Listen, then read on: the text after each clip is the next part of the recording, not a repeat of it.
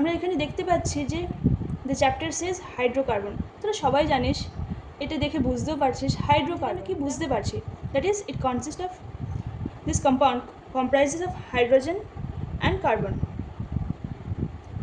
That is হাইড্রোজেনকে আমরা H দেখি, এইচ দিয়ে ডিনোট করি symbol, and carbon C.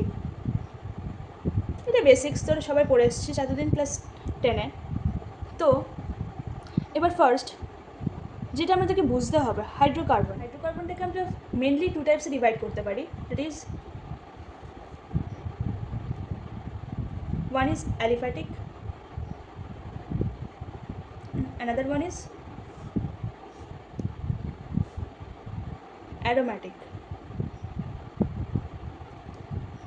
That is aliphatic hydrocarbon and aromatic hydrocarbon. এবার অ্যালিফ্যাটিক হাইড্রোকার্বনটাকে আমরা ফার্স্ট ডিল করি, অ্যারোম্যাটিকটা আমরা পরে বলছি, তোরা পরে বুঝতে পারবে। অ্যালিফ্যাটিক হাইড্রোকার্বনের মধ্যে আমরা যে দুটো টাইপস পাচ্ছি, that is one is saturated, another one is alkyl unsaturated. এবার স্যাচুরেটেড হাইড্রোকার্বনের মধ্যে আমরা পাচ্ছি অ্যালকেন, ALKAN, অ্যালকেন। এবার অ্যালকেন মানে আমরা বুঝছি কার্বন লিঙ্কেজের ওপর ডিপেন্ড করছে, যে দুটো কার্বনের মধ্যে কেমন লিঙ্কেজ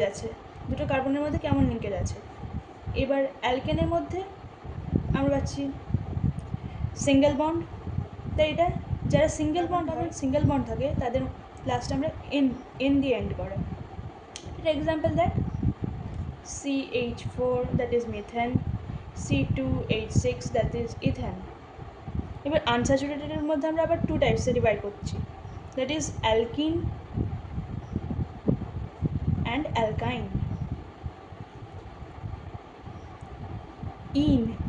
এখানে অ্যালকিন, ENE, লাস্টের ENE দিয়ে এন্ড হচ্ছে, দ্যাট ইজ এখানে তাহলে আমরা বুঝতে পারবো, এটা দেখলেই আমরা বুঝে যেতে পারবো যে কার্বন এদের ডাবল বন্ড আছে। এটার এক্সাম্পল দেখি, CH2 double bond CH2, that is called ethene. Alkyne, YNE, লাস্টে YNE এন্ড হচ্ছে, YNE দিয়ে এন্ড করছে, দ্যাট ইজ কার্বন লিঙ্কেজ আমাদের এখানে ট্রিপল বন্ড থাকবে, ট্রিপল বন্ড। এটার একটা এক্সাম্পল দেখি, that is CH triple bond CH, that is ethyne. এটাকে আমরা কি বললাম তাহলে, মিথেন, এটা ইথেন। এইটার ব্যাপারে ডিটেলস আমরা আবার পরে পড়ছি, আর এটা তোরা পড়েও এসেছিস 10-এর বেসিক্সে। কিছু 11-এ এবার যেটা মেন টপিক সেটা নিয়ে ডিল করি। আর তার আগে আরেকটা জিনিস বলে দিই, অ্যারোমেটিক হাইড্রোকার্বন মানে হচ্ছে দে হ্যাভ ডিলোকালাইজড, লিখে দিচ্ছি, ডিলোকালাইজড পাই ইলেকট্রন সিস্টেম। এটার ব্যাপারে আমরা পরে বুঝছি। এটা তাহলে ফার্স্ট ক্যারেক্টারিস্টিক্স হচ্ছে অ্যারোমেটিক হাইড্রোকার্বনসের মধ্যে এদের ডিলোকালাইজড পাই ইলেকট্রন সিস্টেম থাকবে। নেক্সট হচ্ছে অ্যারোমা, প্রেজেন্স অফ অ্যারোমা মানে অর স্মেল।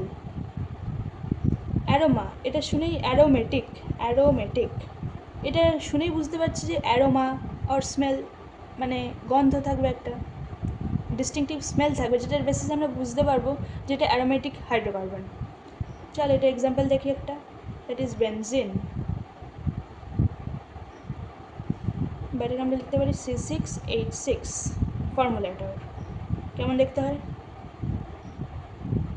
এই দেখ এইগুলো benzene ring.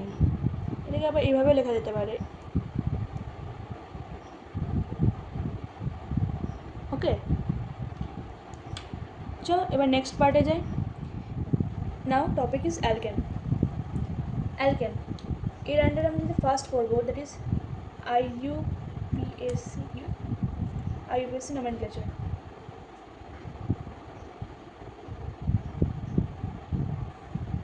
Naming of alkanes আমরা কীভাবে করবো, এক্সাম্পল 1,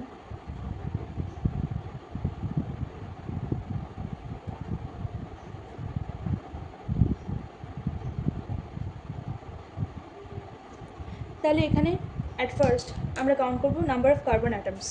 তাহলে এখানে কার্বন অ্যাটমস হচ্ছে 1, 2, 3, 4। Carbon atoms is equal to 4, তাহলে এটাকে কি আমরা বলতে পারি 4 মানে বিউটেন। এটা অ্যালকেন, সিঙ্গেল বন্ড দেখতে পাচ্ছি, তার মানে বিউটেন। এবার এক্সাম্পল আর অনেক হতে পারে। আইসোমেরিজম, এই টপিকটা ডিল করার আগে আমরা একটা জিনিস জেনে নিই।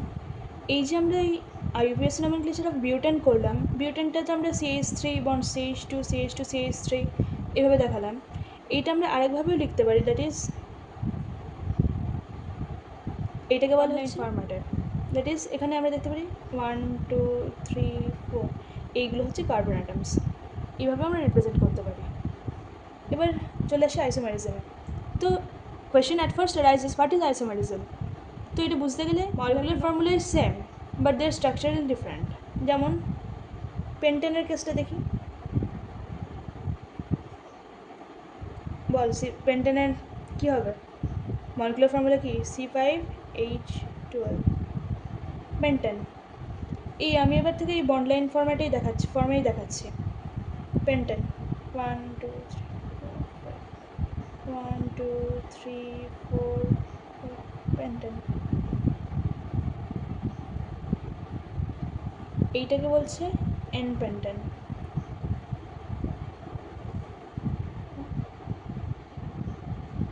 যখনই একটা ব্রাঞ্চ হয়ে যাচ্ছে তাহলে এটাকে বলছে আইসোপেন্টেন। এবার যখনই ডাবল ব্রাঞ্চিং হয়ে যাচ্ছে, দুটো ব্রাঞ্চ দেখতে পাচ্ছি, নিওপেন্টেন। তাহলে এদের কিন্তু সবারই মলিকুলার ফর্মুলা সেম, C5H12। এইটাই দেখ, সবগুলোরই মলিকুলার ফর্মুলা আমরা সেমই পাবো, কারণ দেখ নাম্বার অফ কার্বন অ্যাটমস সবগুলোতেই সেম আছে। শুধু একটাই ডিফারেন্স হচ্ছে এখানে কোনো ব্রাঞ্চিং নেই, তাই এটাকে আমরা বলছি এন পেন্টেন। এটা রিক্যাপ করে নি, শুনে না। এবার যখন একটা সিঙ্গেল ব্রাঞ্চ বেরোচ্ছে তখন আমরা বলছি আইসোপেন্টেন। যখন ডাবল ব্রাঞ্চিং হচ্ছে মানে মাল্টিপল ব্রাঞ্চ হয়ে যাচ্ছে তখন সেটাকে আমরা বলছি নিওপেন্টেন।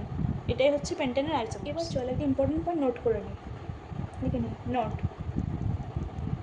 এই যে আমরা পেন্টেনের আইসোমার্স দেখলাম, এটা নিয়ে অনেক সময় একটা কোয়েশ্চেন আসে, যেমন কম্পিটিটিভ এক্সামস এটা MCQ এর কমন কোয়েশ্চেন। তুই যে কোনো কম্পিটিটিভ এক্সামই বল, যেমন WBJEE হোক বা NEET হোক বা JEE মেন্স অ্যান্ড অ্যাডভান্স হোক, বেসিক্সে এইটা আমাদের ক্লিয়ার রাখা একদম ইম্পর্ট্যান্ট যে boiling point order of pentane, আরও ভালো বলতে গেলে আইসোমার্স অফ পেন্টেন।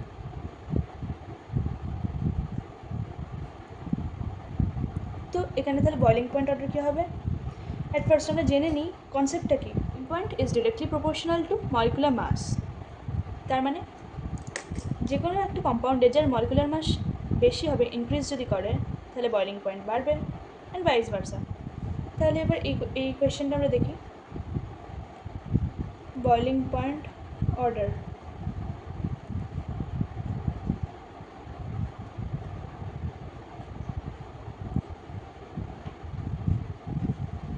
এই কেসে বয়লিং পয়েন্ট অর্ডার আমরা চেক করছি। তাহলে এইখানে এটা আমরা বুঝতে পারছি that is n pentane, isopentane and neopentane. In this case তাহলে n pentane boiling point order হবে বেশি, গ্রেটার দেন আইসোপেন্টেন, গ্রেটার দেন নিওপেন্টেন। কারণ রেজাল্টে তো বুঝতেই পারছিস তোরা, এখানে বয়লিং পয়েন্টটা বাড়ছে কারণ মলিকুলার মাস ইনক্রিজ করছে। মানে এখানে মলিকুলার মাস যা হবে, এর মলিকুলার মাস তার থেকে কম, এটা তার থেকে কম, কারণ ব্রাঞ্চিং বাড়ছে। দেখ, ব্রাঞ্চিং ইনক্রিজ করলে মলিকুলার মাস কমছে। তাহলে আরেকটা পয়েন্ট নোট করে নিই, ব্রাঞ্চিং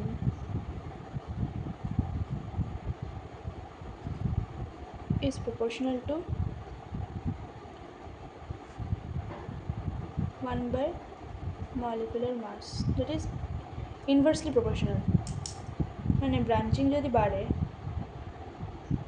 তাহলে মলিকুলার মাস কমছে।